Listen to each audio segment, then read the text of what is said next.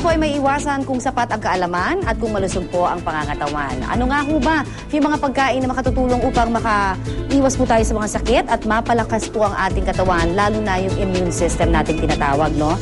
Kaya naman, ito po ay pag-uusapan natin, makakausap po natin si Dr. Celeste Tanchoco, ang Scientist 3 ng Food and Nutrition Research Institute mula naman sa Department of Science and Technology. Magandang hapon po sa inyo, Dr. Tanchoco. Magandang hapon, Connie. Okay, meron ho tayong iba't ibang mga pagkaing nakahain dito ngayon at ito ho yung mga sinasabi nating makakatulong at mainam na makapagpalakas ng immune system. Panlaban po, particularly sa pneumonia at sa iba pang sakit. Ito ho, rich in vitamin C. Vitamin C-rich foods. Okay.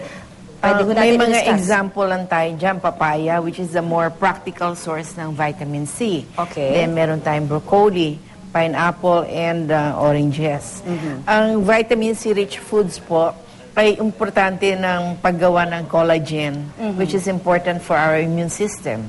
Then meron po tayong vitamin A-rich foods. Usually, yung mga yellow fruits and vegetables are rich in vitamin A. Okay. Ang vitamin A ay importante sa mga healthy growth ng epithelial tissues natin. Ano ho ang nagagawa nun?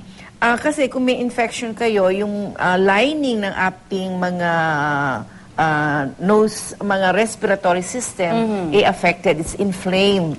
So, importante na magbigay tayo ng mga vitamin A-rich foods. Tulad po, ayan, meron tayong kamote. Kamote, carrots, may pomelo, at saka malunggay. No? Malunggay ho, ang sarap niyan sa gata, di ba?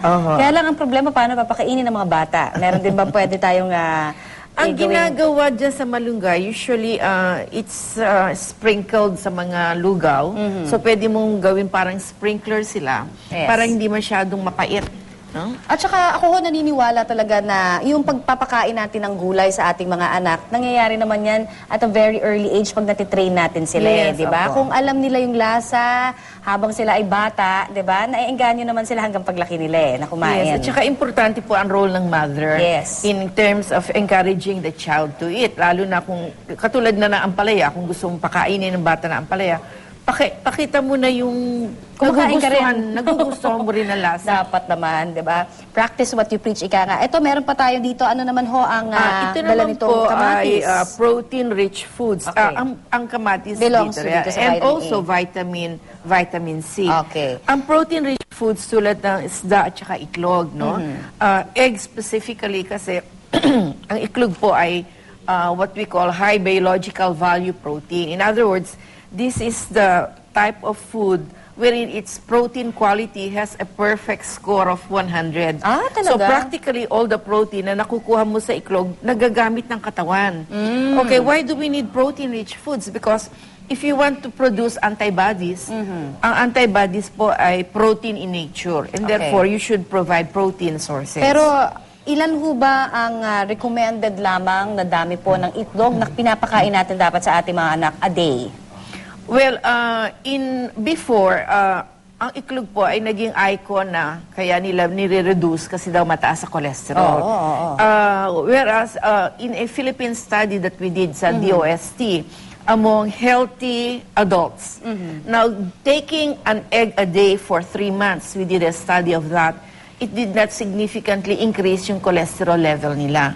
Even in a Harvard study, it was only shown that the increase of cholesterol was seen among mga diabetic patients taking 4 pieces of egg. So, siguro baka sa iba nila nakukuha, yung pagtaas ng kanilang cholesterol. So, masasabi ho ba natin, Doc, na okay to eat every day ng egg? A piece of egg a day is okay. That's our slogan. So, kanya-kanya kasi nag-iiba rin ng pag-aaral, no? So, it's good to know na meron tayong bagong pag-aaral na yan. How about ito pong tofu at syempre yung mani po natin? Ang tofu po ay source, at saka ang mani ay source of zinc.